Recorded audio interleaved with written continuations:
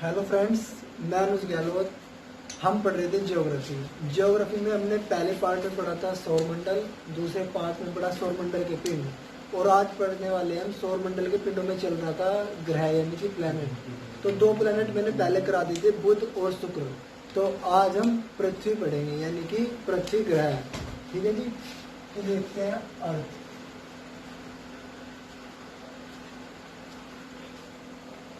अर्थ हमारी अर्थ यानी कि हमारा पृथ्वी ग्रह कैसा है? हमारा जो पृथ्वी है वह अपने अक्ष पर 23.5 डिग्री झुकी हुई है। कितनी झुकी है? 23.5 डिग्री। तो ये हमारी जो पृथ्वी हमारी 23.5 डिग्री झुकी हुई है ऐसा। तो इसका जो आकार है वो थोड़ा ऐसे हो जाता है, यानी कि दीर्घवृत्ताकार हो जाता है, यानी कि अंडाकार हो जाता है थोड़ा सा। ठीक है जी। तो अब देखते हैं पृथ्वी। पृथ्वी हमारा एक आकार में 5वां सबसे बड़ा ग्रह है। पृथ्वी जो है आकार में 5वां सबसे बड़ा ग्रह है। ठीक है जी। तो अब बात आती है, जब पृथ्वी 5वां बड़ा ग्रह है तो पहले 4 ग्रह कौन कौन से हैं जो पृथ्वी से आकार में बड़े हैं? तो पहला ग्रह है वो है हमारा जुपिटर यानी कि बृहस्पति। ठीक है जी। दूसरे नंबर पे आता है आकार में हमारा शनि, इसको इंग्लिश में बोल देते हैं हम सैटर्न। तीसरे नंबर पे आता है हमारा अरुण, इसको इंग्लिश में बोल देते हैं यूरेनस। और चौथे नंबर पे आता है हमारा वरुण, इसको हम इंग्लिश में बोल देते हैं नेपच्यून। ठीक है जी। तो हमारी पृथ्वी का आकार अंडाकार कह देते हैं इसे, तो आकार में 5वीं बड़ी है। ठीक है जी। तो अब देखते हैं जो पृथ्वी हमारी पृथ्वी का जो हमारा विषुवतीय व्यास है। ठीक है जी। पृथ्वी का विषुवतीय व्यास कितना है? तो पृथ्वी का विषुवतीय व्यास ये हमारा है 12,756 किलोमीटर। ठीक है जी। और अब हम देखते हैं इसका ध्रुवीय व्यास। ध्रुवीय व्यास पड़ेगा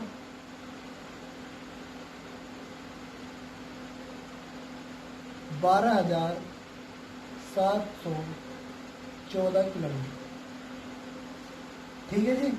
ये हमारा पड़ेगा। तो अब जो देखते हैं पृथ्वी हमारा सौरमंडल का एकमात्र ऐसा ग्रह है जिस पर जीवन है। ठीक है जी। पृथ्वी हमारा सौरमंडल का एकमात्र ऐसा ग्रह है जिस पर जीवन है। तो पृथ्वी पर जीवन है। यदि हम पृथ्वी को अंतरिक्ष से देखेंगे तो ये हमारा नीला प्रतीत होता है, यानी कि हमें नीला दिखाई देता है।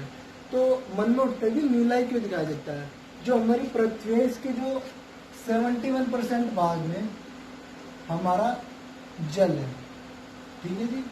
मात्र 29% ऐसी है जिसमें हमारा स्थल है पृथ्वी पर। तो जल की अधिकता होने के कारण हमारा जो पृथ्वी है ये हमारी नीली दिखाई देती है। ठीक है जी। तो हम बात करेंगे पृथ्वी के घूर्णन की, यानी कि पृथ्वी अपने अक्ष पर किस प्रकार घूम रही है। तो मैं इसे रफ कर रहा हूं।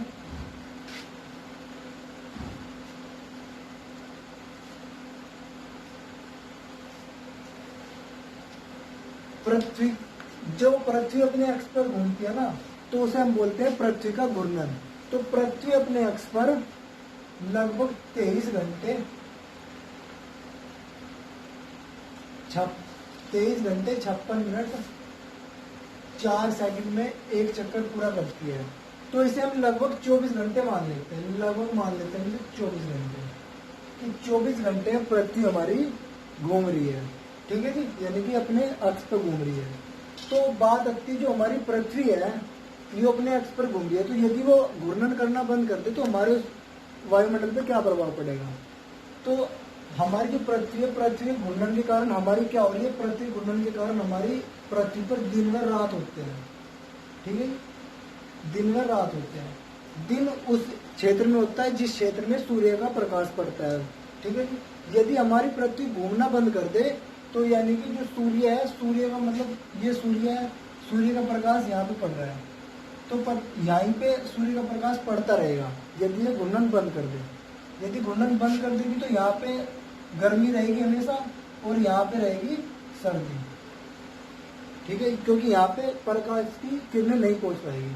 ठीक है जी। अब हम देखते हैं सूर्य का परिक्रमण, सॉरी पृथ्वी का परिक्रमण।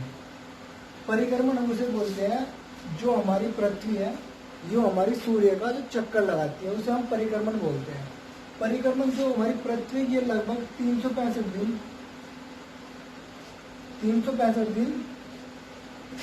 5 घंटे 48 मिनट और 46 सेकंड, ये इतने समय में अपना एक परिक्रमण पूरा करती है पृथ्वी।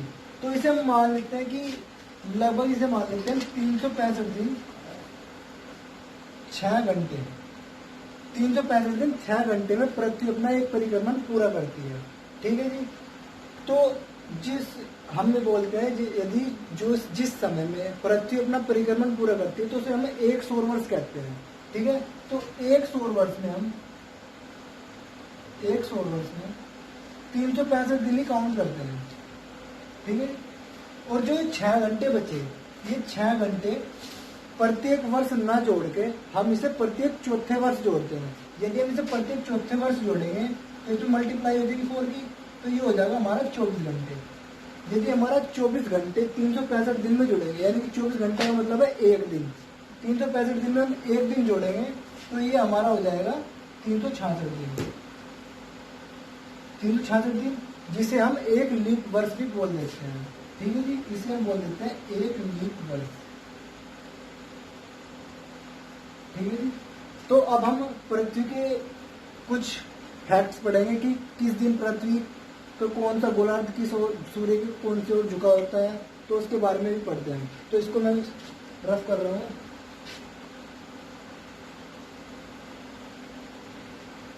ज्योग्राफी जो है इसको थ्योरेटिकल के साथ साथ इसे हम प्रैक्टिकली ज्यादा यूज करें तो हमारे लिए अच्छा रहेगा। ठीक है। तो हम देखते हैं,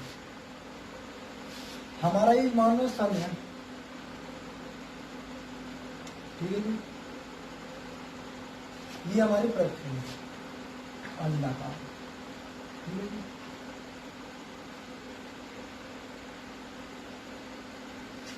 ऐसे ही हम बना लेते हैं।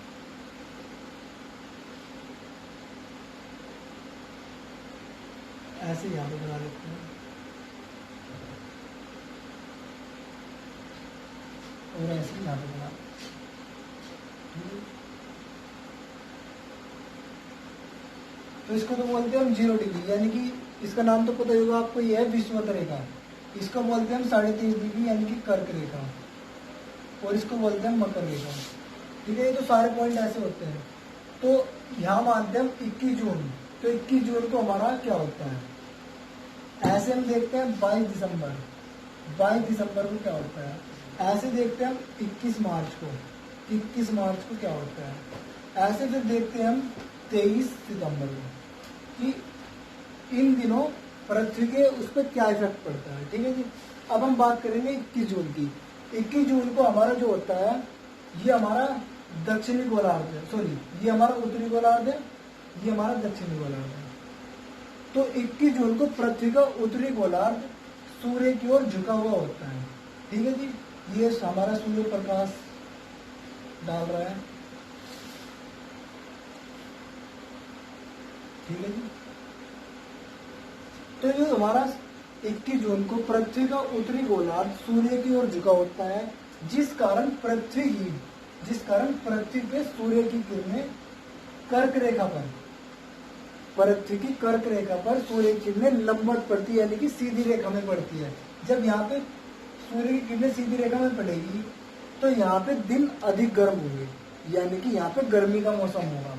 और जो दक्षिणी गोलार्ध में है, 21 जून को दक्षिणी गोलार्ध में सूर्य की किरणें सीधी ना पड़कर तिरछी पड़ती है, जिससे इसकी जो ऊष्मा है वो वहां तक कम पहुंच पाती है। तो इन दिनों तो यहाँ पे होगी ग्रीष्म, यानी कि गर्मी, और यहाँ पे तिरछी प्रकाश पहुंचेगी, तो तिरछी के कारण ऊष्मा अधिक नहीं पहुंच पाएगी, तो यहाँ पे होगी शीत ऋतु। ठीक है जी। शीत ऋतु। तो अब जो प्रक्रिया हो रही है इसको हम बोलते हैं उत्तरी आयनांत। ठीक है जी। उत्तर आयनांत बोलते हैं इसे, आयनांत। अब देखते हैं, ऐसे हम 22 दिसंबर में देखते हैं। 22 दिसंबर को जो हमारा दक्षिणी गोलार्ध होता है, दक्षिणी गोलार्ध, पृथ्वी का दक्षिणी गोलार्ध सूर्य की ओर झुका हुआ होता है। तो सूर्य की जो प्रकाश की किरणें हैं वे दक्षिणी गोलार्ध पर लंबवत पड़ती है, यानी कि सीधी रेखा में पड़ती है। जब हमारी सीधी रेखा में पड़ेगी दक्षिणी गोलार्ध पे, तो यहाँ पे गर्मी का मौसम होगा, ठीक है। तो यहाँ पे हो जाएगी ग्रीष्म ऋतु, ठीक है, ग्रीष्म ऋतु। अब हम देखते हैं जब हमारी दक्षिणी गोलार्ध पर लंबवत प्रकाश की किरणें पड़ रही है, तो उत्तरी गोलार्ध पे हमारी तिरछी पड़ेगी तो यहाँ पे प्रकाश कम पहुंचेगा, यानी कि उसकी उष्मा कम पहुंचेगी, तो यहाँ पे होगी शीत ऋतु, ठीक है। अब हम देखते हैं भारत को क्रिसमस डे कब मनाया जाता है। क्रिसमस डे मनाया जाता है हमारा 25 दिसंबर को। यदि हम भारत की बात करें तो 25 दिसंबर पड़ता है हमारा सर्दियों में, ठीक है जी। ऐसे ही देखते हैं यदि हम 25 यानी क्रिसमस डे यदि देखते हैं ऑस्ट्रेलिया में, ऑस्ट्रेलिया हमारा क्रिसमस डे गर्मी में पड़ेगा, ठीक है जी, क्योंकि जो हमारा ऑस्ट्रेलिया है वो हमारा दक्षिणी भाग में पड़ता है। तो दक्षिणी भाग में 25 दिसंबर को क्या होता है, ग्रीष्म ऋतु, तो वहां पे गर्मी में क्रिसमस डे मनाया जाता है, ठीक है जी। अब हम देखते हैं 21 मार्च और 23 सितंबर की कहानी।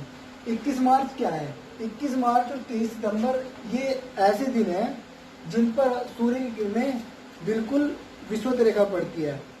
इनका 21 मार्च और 23 सितंबर में पृथ्वी का कोई सा भी गोलार्ध सूर्य की ओर नहीं झुका हुआ होता, ठीक है जी। तो यहाँ पे 21 मार्च और 23 सितंबर को यहाँ पे दिन और रात सेम होती है, ना कहीं दिन बड़ा होगा ना कहीं रात छोटी होगी, केवल इनमें दिन और रात सेम होती है। ऐसे 21 जून को देख लो, 21 जून को भारत में सबसे लंबा दिन होता है, ठीक है जी, सबसे लंबा दिन,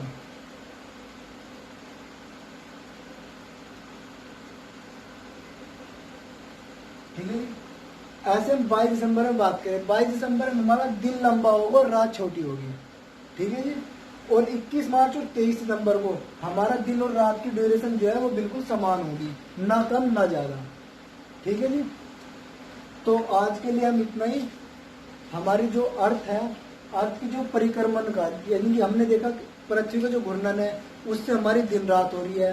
पृथ्वी का जो परिक्रमण काल है उससे हमारी ऋतु परिवर्तन होती है। जो ऋतु परिवर्तन होती है वो इस प्रकार होती है। तो ऐसे यहाँ शीत ऋतु हुआ, यहाँ ग्रीष्म ऋतु हुआ, तो ऐसे यहाँ पे हो जाएगा, क्या हो जाएगा, यहाँ पे हो जाएगा वसंत ऋतु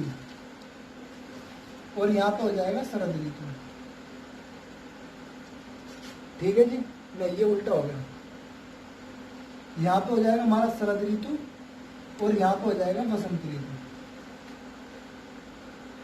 और ऐसे 21 मार्च को हमारा उत्तरी गोलार्ध में जो होगा वो होगा वसंत ऋतु, ठीक है जी। और दक्षिणी गोलार्ध में होगा हमारा शरद ऋतु, ठीक है जी। तो हम 21 जून को बोल देते हैं कि हमारी क्या है, कर्क संक्रांति। 21 जून को हम कर्क संक्रांति मनाते हैं, ठीक है जी। ऐसे हम 22 दिसंबर को मनाते हैं मकर संक्रांति। मकर संक्रांति जब हम स्कूल में जाया करते तो हमें पता लगता था कि आज की छुट्टी है, आज की छुट्टी है यानी कि मकर संक्रांति का दिन है। पर हमें उस टाइम ये नहीं पता होता था कि मकर संक्रांति कहते किसे हैं, किस स्थिति को हम मकर संक्रांति के रूप में जानते हैं। लेकिन आज समझ में आ गया, ठीक है। तो सो गाइस, आज के लिए इतना ही। यदि आपको वीडियो पसंद आई हो तो लाइक करें, शेयर करें एंड सब्सक्राइब करें। धन्यवाद।